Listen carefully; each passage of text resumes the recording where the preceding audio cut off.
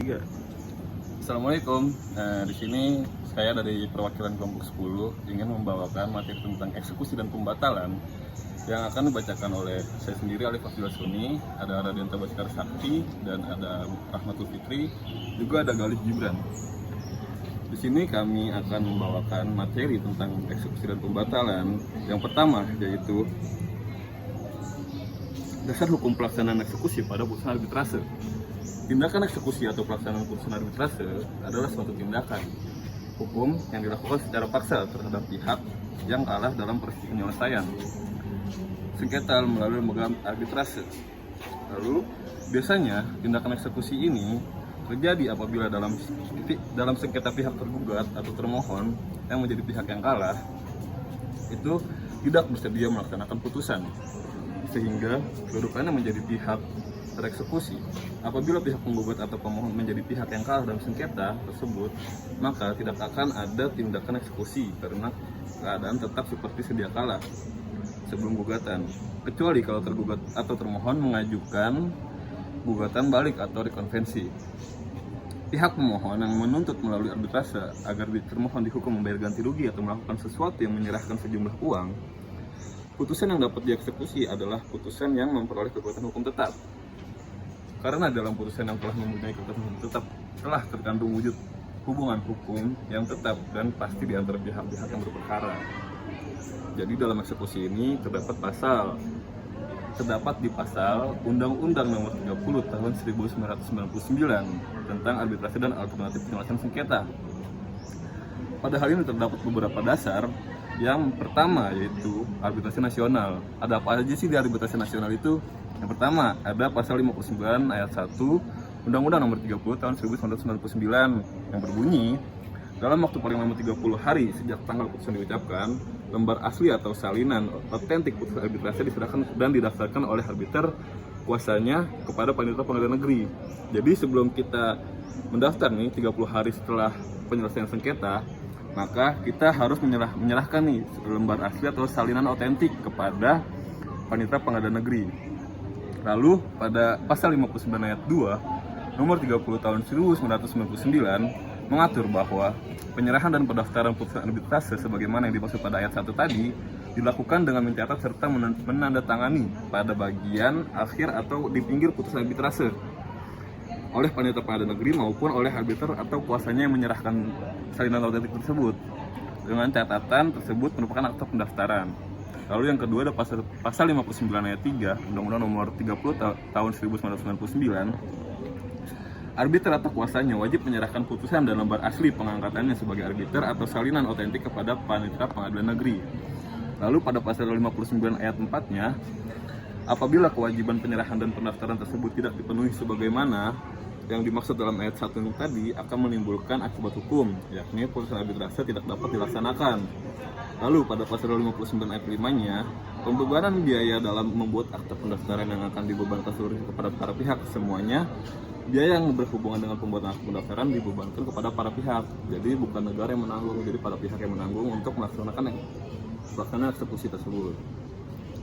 Lalu di pasal 60-nya, ada apa sih di pasal 60-nya? Di pasal 60-nya menjelaskan bahwa putusan arbitrase bersifat final dan tidak dapat diganggu gugat. Bunyi pasalnya adalah putusan arbitrase bersifat final dan mempunyai kekuatan hukum tetap dan mengikat para pihak.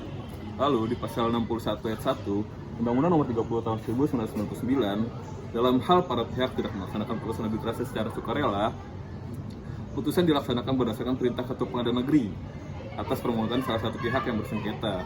Jadi pelaksanaan eksekusi ini selain dari yang sukarela, ada dari paksaan dari ketua pengadilan negeri untuk menyelesaikan kasus tersebut. Di pasal 62-nya, ketua pengadilan negeri sebagaimana dimaksud dalam ayat 1 sebelum memberikan perintah pelaksanaan, memeriksa terlebih dahulu apakah putusan arbitrase memenuhi ketentuan pasal 4 dan pasal 5 serta tidak bertentangan dengan kesusilaan dan ketertiban umum.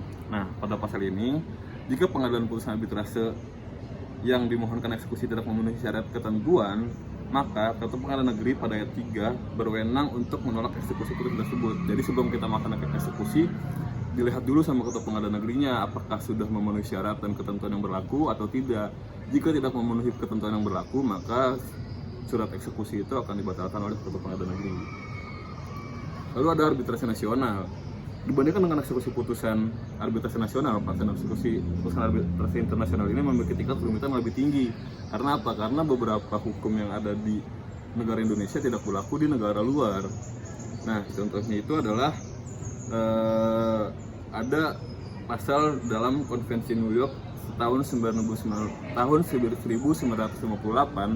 Junto Kepres nomor 34 tahun 1981 yang mengatur bahwa Pengadilan Jakarta Pusat doang yang berwenang untuk mengenai masalah pengakuan atau pelaksanaan eksekusi.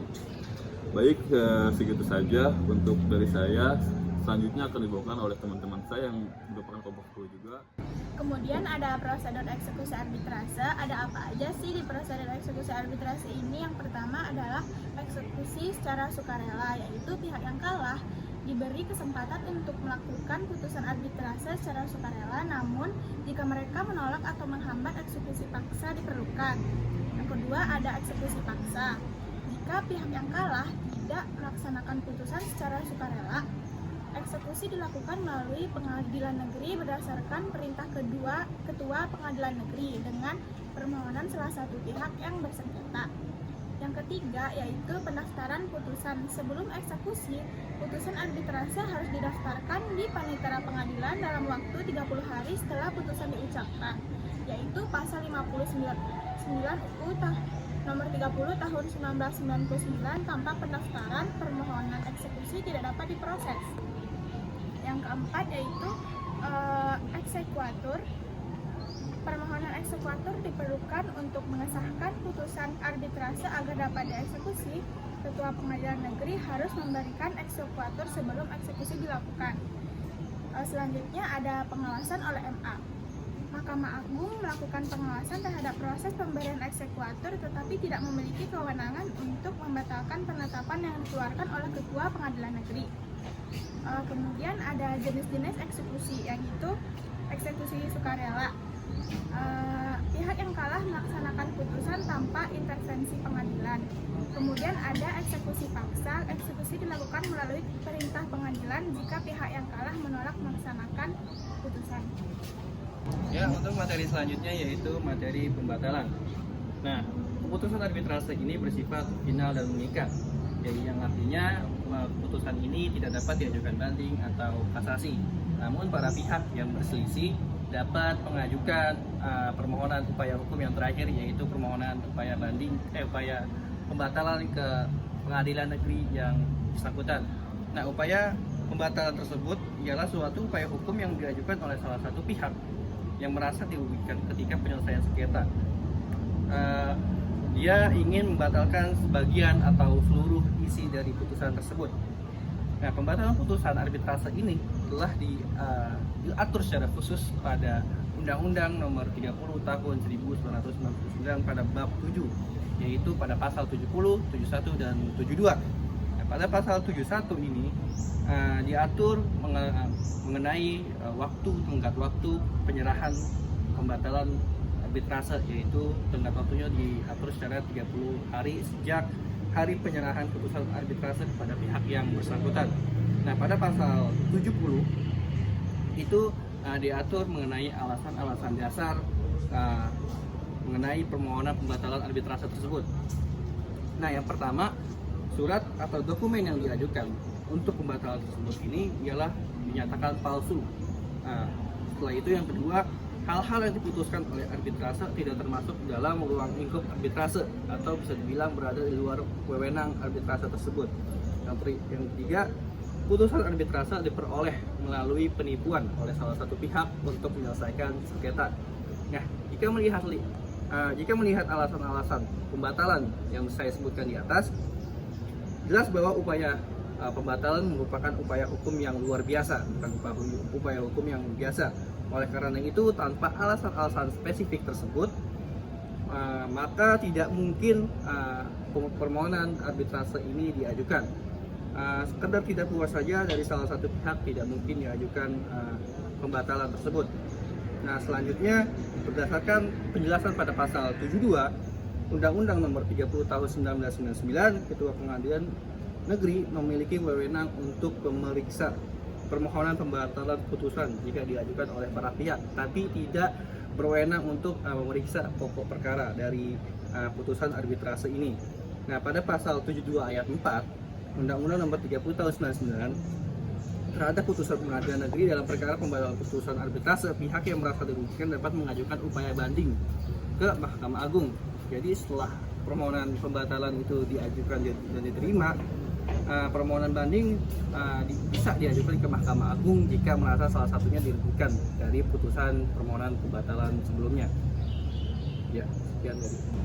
Oke, jadi untuk selanjutnya ada prosedur pembatalan putusan arbitrase. Berdasarkan pasal dari pasal 70 hingga pasal 72 Undang-Undang Nomor 30 Tahun 99 tentang arbitrase dan alternatif penyelesaian sengketa, prosedur pembatalan putusan arbitrase diatur melalui beberapa tahap. Di antara tahap-tahapnya yaitu ada tahap pertama, yaitu pendaftaran putusan arbitrase kepada panitera untuk pelaksanaan eksekusi apabila salah satu dari pihak tersebut tidak dapat bersedia melaksanakannya secara sukarela. Tanpa pendaftaran tersebut, pihak yang berkepentingan tidak dapat meminta ketua pengadilan negeri untuk melaksanakan eksekusi putusan arbitrase. Arbiter atau kuasanya memiliki tanggung jawab dalam jangka waktu 30 hari sejak tanggal putusan diucapkan. Dengan demikian dapat disimpulkan bahwa kewajiban dan tanggung jawab untuk melakukan pendaftaran putusan arbitrase itu tidak dibebankan kepada para pihak yang bersengketa, melainkan menjadi tugas dari arbiter atau dari kuasanya sendiri. Lalu ada tahap kedua, yaitu adalah tahap pengajuan permohonan pembatalan permohonan pembatalan putusan arbitrase secara tertulis kepada ketua pengadilan negeri. Jika putusan arbitrase telah didasarkan di kepaniteraan pengadilan negeri sebagaimana yang diatur pada pasal 59 ayat 1 Undang-Undang Nomor 30 Tahun 1999, pihak yang merasa keberatan dapat mengajukan permohonan pendaftaran secara tertulis dalam jangka waktu 30 hari sejak tanggal pendaftaran putusan arbitrase di kepaniteraan pengadilan negeri, yang mana permohonan pembatalan putusan arbitrase ini diajukan kepada ketua pengadilan negeri yang daerah hukumnya meliputi tempat tinggal dari termohon.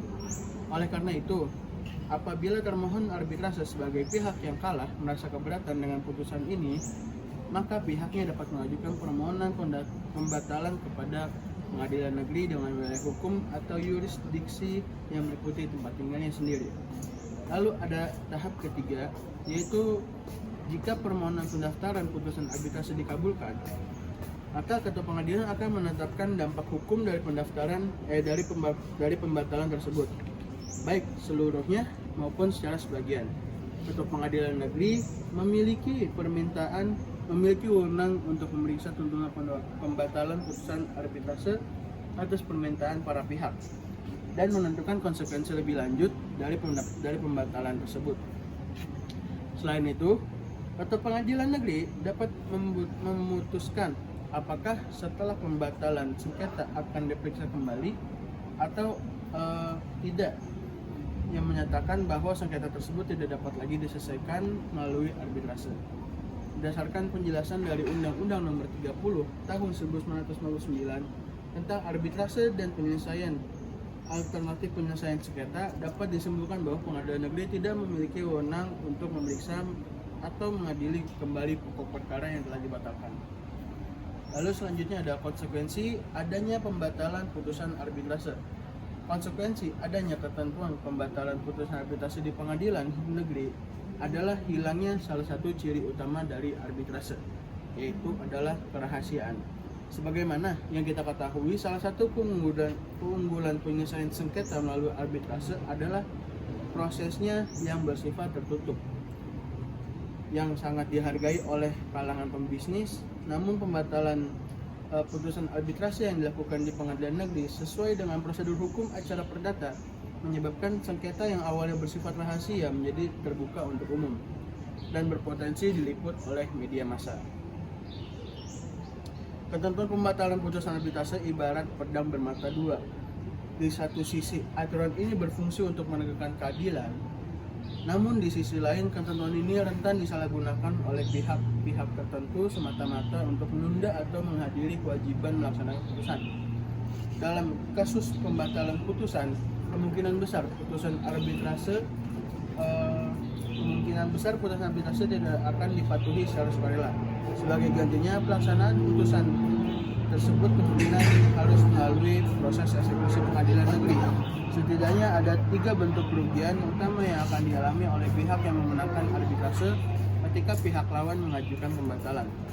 Di antaranya adalah kerugian berupa tertundanya pelaksanaan eksekusi muncul karena mudahnya syarat untuk mengajukan pembatalan arbitrase. Lalu yang kedua, adanya kerugian materi mencakup biaya yang harus dikeluarkan untuk proses perkara pembatalan atau potensi biaya eksekusi melalui pengadilan. Dan yang ketiga, adanya kerugian moral yang dialami berupa hilangnya kerahasiaan sengketa arbitrase ya karena kasus tersebut menjadi terekspos selama pemeriksaan pengadilan yang bersifat terbuka untuk umum. Hal ini menghapus salah satu keunggulan utama arbitrase, yaitu kerahasiaan yang penting bagi para pengusaha tersebut. Kerahasiaan inilah yang menjadi salah satu daya tarik arbitrase dalam dunia bisnis. Selain karakteristik putusannya yang final dan mengikat. Mungkin cukup sekian penjelasan dari kelompok kami. Saya Raden Tabaskara Sakti. Dan saya Gali Gibran Bintoro. Dan saya Rahmatul Fitri. Dan saya Alif Abdullah Suni. Sekitar kelompok kami. Terima kasih. Bye.